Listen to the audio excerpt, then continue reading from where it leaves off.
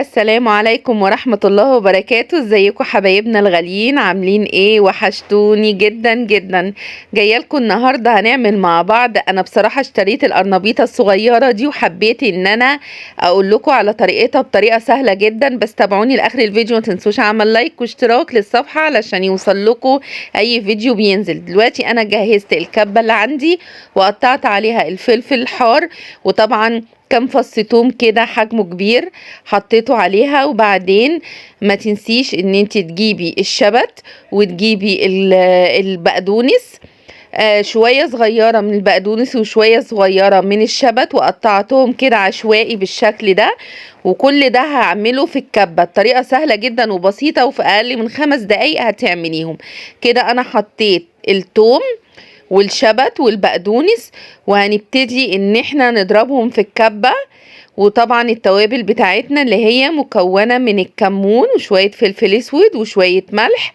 وزي ما انتم شايفين كده انا جبت معلقتين دقيق كبار تحطيهم عليهم. وطبعا الكمون طبعا كده كده انا حاطه فلفل حار. مش حابه تحطي فلفل حار مفيش مشكله عادي، ممكن تحطي شويه شطه صغيرين بس علشان تدي طعم ليها. عايزه اقول لكم القرنبيطه دي ما كانتش كبيره خالص، كانت صغيره. وخلي بالكم ان حتى لو جبتيها حجمها صغير بترمي معاكي كتير جدا وتعمل لك اكله محترمه. هنا انا جبت 4 بيضات وكسرتهم كل ده في الكبه زي ما قلت لكم كده معايا. كده انا بكسر البيض وحطيت كل التوابل وحطيت الدقيق.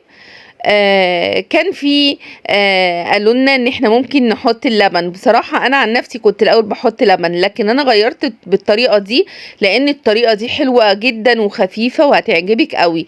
زي ما انتم شايفين كده معايا، بصوا الخليط كله اتضرب مع بعضه. كنا الاول برضو بنقطع البقدونس او الشبت او الخضره، لا بس هي حلاوتها بصراحه الشبت والبقدونس. اضربيهم وافرميهم بالطريقه دي. بصوا السمك عامل ازاي. و4 بيضات ومعلقتين دقيق. وانا هنا برضو حطيت رشه ملح وكنت بظبط الملح بتاعها. وطبعا بتكوني مجهزه الزيت بتسخنيه على البوتاجاز. وكده انا بقلب الخليط كويس جدا، قلبيه.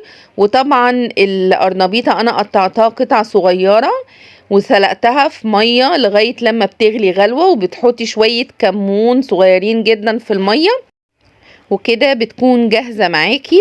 كده انا طبعا دخلتها في الخليط ويا حطيت حته صغيرة جدا بس عشان اشوف الزيت غلي كويس جدا وبقى ساخن جدا.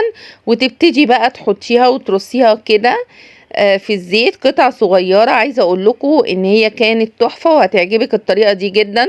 وخصوصا زي ما انتم شايفين كده الخضرة مش ظاهرة فيها، هي ظاهرة فيها ان هي كتير، بس طبعا لما بتفرميها كلها مع بعض فبتبقى شكلها جميل جدا. والطعم كمان ما تكتريش في الدقيق وما تكتريش برضو في البيض، هو يدوب 4 بيضات بس ده اللي انا حطيتهم عليها.